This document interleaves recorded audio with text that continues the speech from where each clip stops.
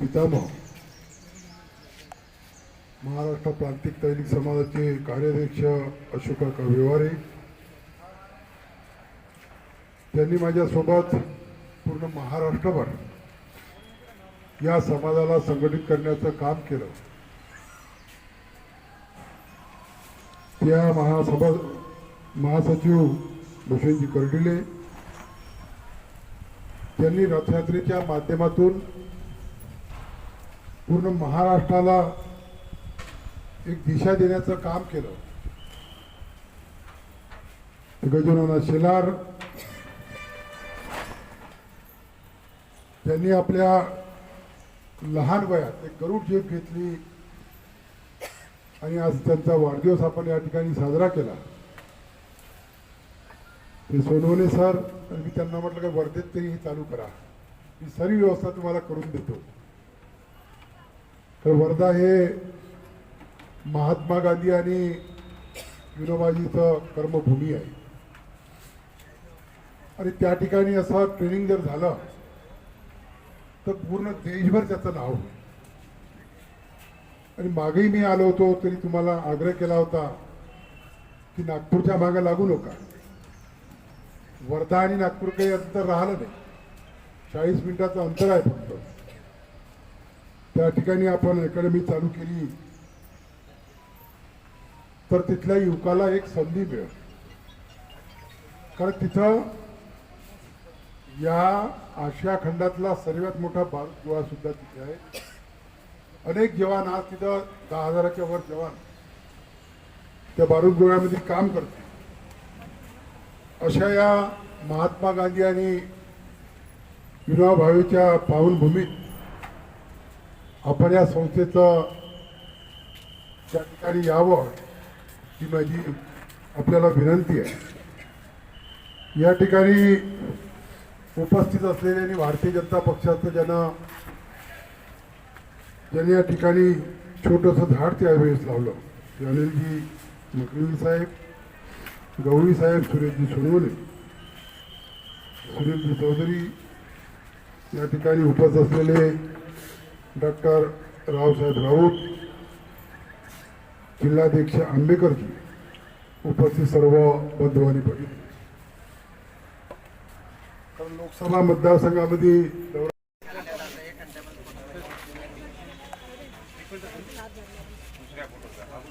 Happy birthday, happy birthday, happy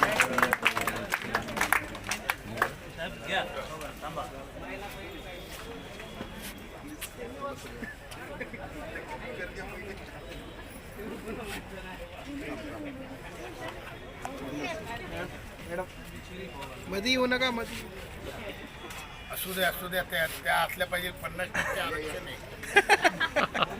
आणि ladies first आहे। काही दिवसांनी महिलांचं राज्य येणार आहे, काळजी करू नका। महिला राज्य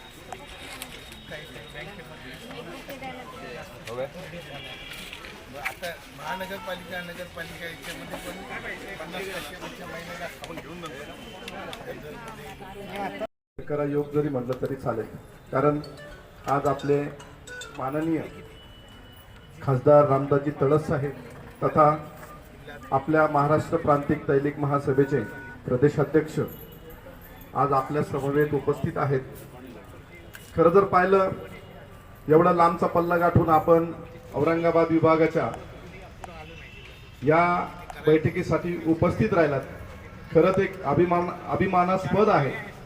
आणि जो नेता असा असतो की तो काळजी करणारा असतो, आपल्या प्रत्येक पदाधिकाऱ्याची विचारपूस करत असतो की माझा जो पदाधिकारी आहे, माझ्या समाजातील जो तळागाळातील व्यक्ती आहे, त्याच्यापर्यंत पोहोचवण्याचं साधन, ज्या कल्पना असतात आपल्या नेत्याच्या मनामधील कल्पना, संघटनेच्या कल्पना पोहोचवण्याचं जे काम आहे, जो पदाधिकारी आपल्या समाजातील तळागाळाच्या व्यक्तीपर्यंत पोहोचवतो, असं हे साधन. आणि हे साधन याच्याशी जर चर्चाच नाही झाली तर पुढे आपल्या समाजातील व्यक्ती कशी उभारेल, कशा पद्धतीनं ती तयार होईल. आणि त्याच्यासाठी हा जो घटक आहे हा सगळ्यात महत्वाचा घटक आहे. जी बी संघटना असेल, जी व्यक्ती असेल आणि त्याचा जो कमांडर असेल, खरं जर बघितलं, मी आर्मीचा व्यक्ती असल्यामुळे मी कमांडर हा शब्द यूज करेल, कारण कमांडर असा असतो की त्या संघटनेला पुढे घेऊन जाणारा असतो आणि त्या समाजातील कोणत्याही तळागाळातील व्यक्तीपर्यंत पोहोचवण्याच्या साधनाला त्याला एक टेका देण्याचं काम त्याच्या मार्फत होत असतं. आणि असेच आपले आदरणीय तळस साहेब तथा सर्व टीम महाराष्ट्र प्रांतिक तैलिक सभेची आजच्या या व्यासपीठावर विराजमान सर्व टीमचं मी मनापासून स्वागत करतो. औरंगाबादमध्ये आलात आणि औरंगाबादच्या ह्या विभागीय मेळाव्याला आपली उपस्थिती आणि आपलं अनमोल असं मार्गदर्शन लाभणारच आहे. आणि अनमोल अशा मार्गदर्शनातून आमचा हा तेली समाजाचा पदाधिकारी अशा पद्धतीनं तयार होईल जेणेकरून तो समाजामध्ये एक आपलं अस्तित्व तयार करेल. आणि महाराष्ट्र प्रांतिक तैलिक महासभेचं नाव हे ऑलरेडी पूर्ण भारत देशात आहेच, पण याच्यापेक्षाही तळागाळातील व्यक्तीपर्यंत पोहोचून त्याच्या समस्या या हल करणारी एक संघटना आहे. आणि या संघटनेच्या मार्फत आपण त्याचा एक सदस्य लागतो. आणि आपण आज अध्यक्षपद घेतलं असेल, कोणी पदाधिकारी असेल, कोणी उपाध्यक्ष असेल, कोणी शहर अध्यक्ष असेल, कोणी सचिव असेल, त्याचं प्रत्येक कामाचं नियोजन कसं असावं त्याचं एक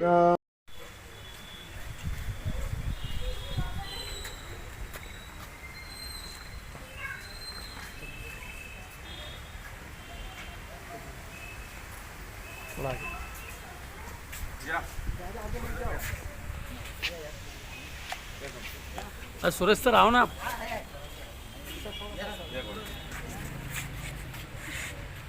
सुरेश सब आखिरी में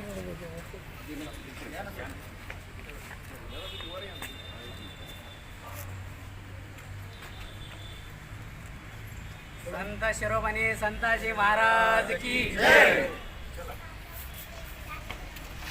मिळून एका साईड पाठीमागून जर व्यवस्थित धक्का दिला तर ती गाडी आपल्या ठिकाणावर आणि चांगल्या ठिकाणी चांगल्या पुश मध्ये एकाच झटक्यामध्ये पुढे जाईल. असं आपल्याला करायचं आहे.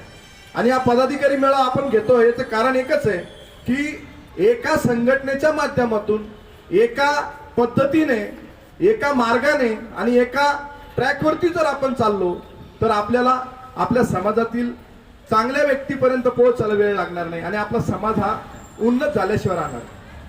आणि आपल्याला तेच करायचंय. आजच्या पदाधिकारी मीटिंग पासून आपण असं ठरवायचंय की आज जी आपण मी आज तुमच्या समोर प्रस्तावना करतोय की आपण आजच्या 1 वर्ष अगोदर 2000 लोकांना आपण सर्टिफिकेट दिले होते जेणेकरून पदाधिकारी बनवले होते.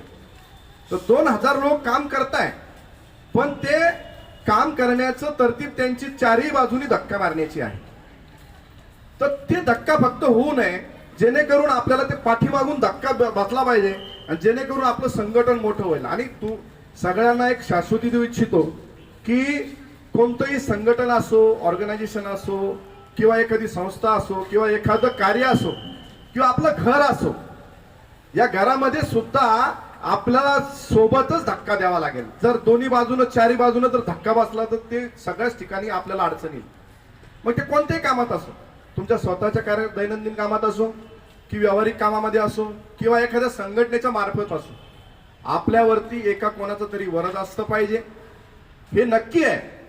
ज्या ठिकाणी आपल्याला पोहोचायचं आहे त्या ठिकाणी आपल्याला कोणाचं तरी एखादा वरद असतं पाहिजे आणि ते वरद असतं आपल्याकडे चांगले भक्कम आहे. काळजी करायची गरज नाही आहे. ज्या व्यक्तीने हा विचार केलेला आहे की हे संघटन एकदम मोठ्या प्रमाणाचं आहे आणि त्याला जी व्यक्ती आपल्या मागे पूज देणारी अशी चांगली व्यक्ती आहे, जी गाडी BMW आहे, फक्त आपल्याला तिला चांगल्या पद्धतीनं पुढे घेऊन जायचंय, पण ती राईट साईड लेफ्ट साईड सोडून द्यायची. आपल्याला एकच साईड पकडायची, पाठीमागून तिला पुढे न्यायचं, जेणेकरून आपण आपल्या टार्गेटवर पक्क जाऊ. आणि ज्या दिवशी आपण आपल्या टार्गेटवर जाऊ त्या दिवशी आपल्याला नक्कीच आपला मार्ग मिळेल आणि आपल्याला आपल्या समाजातील उन्नत गटात आपण चांगल्या पद्धतीने तयार होऊ. आपण कोणत्या गटात मोडतोय त्याचं कारण आपणच आहे आणि आपण पुढे धक्का देणारे आहे आणि आपण डुबवणारे सुद्धा आपणच आहे. कारण जो व्यक्ती स्वतः हा काम करतोय त्याचं कारणच एक आहे की तो स्वतःच मोठा होऊ शकतो आणि स्वतःच खाली जाऊ शकतो. याला कोणी दुसरा नाही. आपण एखाद्या विभागीय अध्यक्ष असेल किंवा अध्यक्ष असेल, आपण त्याला म्हणतो नाही तो संघटनेच्या मार्फत उंच पदावर